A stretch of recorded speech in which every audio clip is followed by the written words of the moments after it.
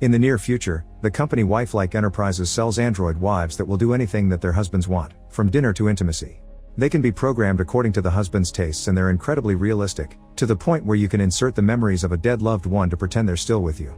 Thousands of men use this service, but it also has its detractors. The members of the Scare organization think the androids have reached enough humanity to have rights and that they deserve autonomy instead of being slaves.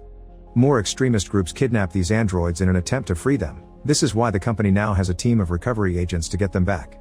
William is the agent with the best recovery record in the region, and that's why the company CEO Marion comes himself to tell William that he doesn't have to worry about losing his wife because they've made him a new Meredith with all the memories of the real one.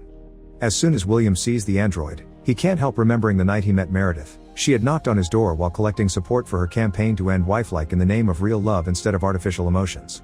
William takes the new Meredith home, and after putting her in one of his wife's old dresses, he activates her and guides her to the process of waking up.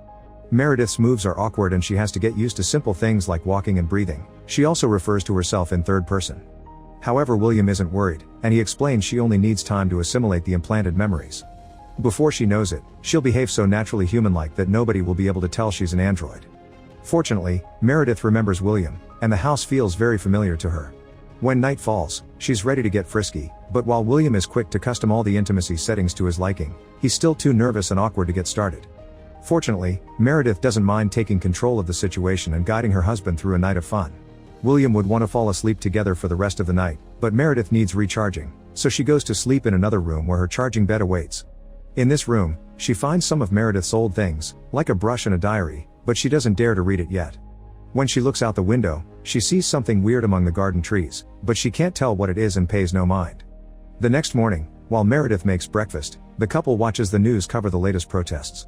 Seeing this prompts Meredith to ask William about his job, and he assures her that being an agent means working for the safety of people like her, unlike the Scare who reprograms androids to commit terrorist attacks. After William leaves for work, Meredith goes through her old things, like clothes and makeup, to hurry the process of becoming the real thing. At the company, William and his partner Jack go over the details of the latest android abductions. They also see if there are any updates on Scare's leader, the Ringmaster, but he continues to be a ghost impossible to find. Hours later, William manages to find the house where they're keeping the abducted androids just in time to see one trying to escape. William is told to wait for backup, but he disobeys and gets inside anyway to catch the girl before she runs away. As soon as he comes closer, he notices she has a shock collar around her neck, and he removes it before asking her for the details of how many people are in the house. Then, William goes inside, finding the first criminal practicing boxing moves and knocking him out easily. In another room, he finds the lab where they reprogram the androids and frees another wife from her shock collar. However, when they're about to leave, another criminal appears pointing his gun at a third android. William gives him a warning, but since the man doesn't listen, he just kills him with a few shots, calling it resisting the arrest. Meanwhile, Meredith lays down on her bed for charging and is surprised to see the interactive dream program activating. In this interface, she meets Ito, the avatar that will guide her through dream mode, offering a birthday party as her first dream. After being welcomed by William, Meredith is asked to dance by another android wife called Liddy, who sends her to meet a masked man that Meredith doesn't recognize while Liddy's sister Ollie distracts William. This masked man does know her and gives her a card with a red bird on it, claiming it to be a way to help her remember. Unfortunately, he leaves before she can ask more questions. In the background, Louise lingers but decides not to interact. Back at the company, William drops the androids he saved so they can be reprogrammed. In the waiting room, he finds Ollie and Liddy giving him the finger, and he learns they're sent here for reset over and over because they malfunction and keep rebelling against their masters. The next morning, Meredith asks Ito about the masked man, but he has no record of him in the memory files. Then, Meredith asks him to list all of her old hobbies and is surprised to see knitting isn't on the list because she's felt compelled to try it since she woke up. Ito installs knitting 101, and Meredith begins working on a cushion with a red bird on it. Later, she goes out for a ride on her bicycle, only to end up falling in the bushes when she has to dodge Louise, who is standing in the middle of the road on purpose to make her fall. She explains she's here to tell her the same thing she says every time she sends her to the bush. They're running out of time and they need her to remember.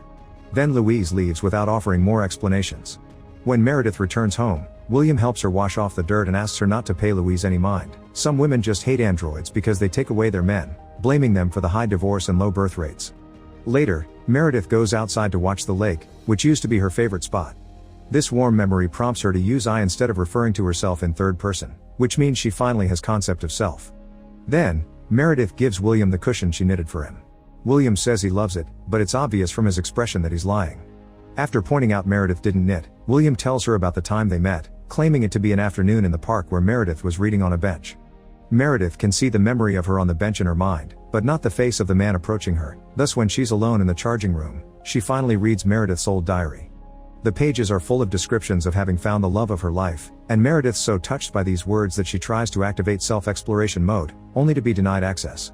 Next, Meredith activates dream mode, but Ito doesn't understand why some files are blocked. They choose a memory at random to visit, and Meredith lands on the park bench. Instead of William approaching her though, it's the masked man again, telling her this is where it all started and grabbing her while begging her to remember. Meredith suddenly wakes up to find William grabbing her too, explaining she just had a bad dream and that they should share a room to avoid nightmares. Once Meredith goes to bed, William sneaks outside and throws the red bird cushion in the trash. Meredith spends the night reading what is supposed to be her favorite book and watches some of the real wife's old videos, including one of her in a tent with the love of her life. The next day, William goes to an office building looking for another abducted android and finds her working as a secretary. She changed her name and some facial features before adopting a human lifestyle. She also claims nobody stole her, she walked away by her own choice. William doesn't believe her and thinks she's been reprogrammed, so he orders her to come with him anyway. The android refuses though, claiming she'd rather die free before approaching the window and jumping. Meanwhile, Meredith finds Louise has sneaked inside the house. Louise is pleased to see Meredith is already talking in first person, explaining she isn't always this quick. After confirming her people hacked into Meredith's dream sequences, Louise tells her that the masked man wants to meet her in person. She also points out that William lied about the awful things Scare does. Knowing Meredith is recording everything, Louise leaves a message for William, saying Keen can't wait to see him again. At the company, William brings back the broken android because it's his job, but he's still in a state of shock. His mood only gets worse when he sees the new ads promoting android babies that will never grow up. Bewildered, William asks for a meeting with Marion to demand an explanation about the android's behavior. Marion dismisses his worry, claiming it must have been an accident or reprogramming, which are the excuses news outlets are putting up. Back in the house, Meredith continues to read the old diary with stories about the real Meredith wanting to run away with the love of her life. Then she begins knitting a new red bird cushion because she noticed the first one was lost. When William comes home, he hates seeing the new cushion, but he's distracted by Meredith telling him about Louise and playing the message she left. William decides to call Jack for help, explaining he's been trying to protect Meredith from Keen instead of using her to lure him to them. But it's time for a change. While Meredith is dreaming, Jack will use his computer knowledge to track down Keen. Meredith creates the reality of the dream and makes it feel real, so if she gets hurt, her body will believe the pain is real too. When the dream begins, Meredith lets Ito choose the theme, and he goes for Halloween. Meredith appears dressed as a skeleton at a spooky house filled with creepy mannequins. The masked man shows up and finally reveals Keen's face before showing her the address where they should meet, which is also seen by Jack and William on the screen they're using to track the dream. Meredith wakes up with questions about Keen, but William and Jack leave her in the house to jump into action. Jack takes a backup team to the location the dream transmission came from, but they only find a bunch of mannequins and a suitcase with sleeping gas. Meanwhile, William goes to the address Keen showed in the dream, yet the only thing there is another mannequin wearing the mask. Thinking this was a trap to get Meredith alone, William rushes back to his house, but the android is fine. She had heard a knock at the door, but nobody was there. They only left another diary behind with a note saying it's for William. Meredith begins asking questions again, prompting William to finally confess that in the past, Keen and Scare used Meredith for terrorist attacks, thus he deleted those memories from her mind so she wouldn't have to suffer the pain and guilt of having killed thousands of people with a bomb. After Jack calls to report his findings, William is convinced that Keen has hacked into Meredith and is using her to watch all his moves. That's why he can never find him. He'll have to reset Meredith, but before doing that, he wants to be sent to her dreamscape to confront Keen. At first, Jack refuses to do it since engaging is against the rules because of its real-life consequences, but William promises he won't engage, he'll just talk. Moments later, Jack is connecting William and Meredith to dream mode. Meredith's battery is low already, and she gets instructions to wake up at 10%. William only gets to wake up if she does, and he'll also feel the pain of her reality. The chosen dream is the woods where Louise had pushed Meredith, and as soon as Keen shows up, so does William, who tells Meredith to run. Then, he wonders how Keen is still alive before breaking Jack's rules and starting a fight. Meredith hides in the memory of the birthday party with Ollie and Liddy, but William and Keen end up crashing there as well. Keen insists Meredith will regain her memories no matter how many times William wipes them, but before William can kill him, Meredith's battery reaches 10% and she wakes up. William is frustrated because he almost had him, but Jack is even angrier, refusing to be of help again because what just happened is incredibly illegal. After Jack leaves, Meredith expresses her wish not to have her memories erased, but William convinces her it's for the best. Meredith is sent to the company to be reset, and in the waiting room, all the androids welcome her back as if they knew her. Ollie and Lydia explain they know how to protect their memories from resets, that's why they can remember her, and this way androids can keep passing on information to each other to help the ringmaster bring wife-like down. The ringmaster isn't a terrorist, he frees androids and helps them live a deprogrammed life. Ollie and Lydia allow themselves to be caught constantly in order to come back to this room and bring other androids into their cause. Humans can wipe out their memories, but they can't touch their dreams. All Meredith has to do is choose what she wants to remember and cut and paste a new file under dream mode. She also must record this conversation and play it while she's being reset, but when she goes home, she needs to pretend she doesn't remember to avoid William sending her back. To be reset, they must wait for the battery to run out, so Meredith uses the time to ask Ito to save all her memories under random. Once the operators take her, Meredith learns that the last time they did this, her last words were the F insult, and she repeats it now. Meanwhile, Louise breaks into Jack's apartment to leave his android wife a USB stick with very important files. The wife gives the stick to Jack as soon as he gets home, hoping he'll show her he truly is a good guy. Hours later, Meredith wakes up with tons of new memories, including something about a stalker that she can't quite understand. However, she remembers the rules, and when William takes her home, she goes through the wake-up routine as if she was truly reset. William repeats exactly all the words from last time, showing he's done this way too many times to count. Their reunion is suddenly interrupted by Jack, who has looked at the files and now knows the truth. Meredith never was William's wife and Keen is dead. William killed him, so now he only lives in Meredith's memories, that's why they can't find him. William explains he did it for love, he took the real Meredith the same way thousands of husbands take an android. Pointing out that they aren't above the law, Jack tries to arrest his partner, but William just responds by shooting him. Meredith sees all this and decides to reveal she knows everything too.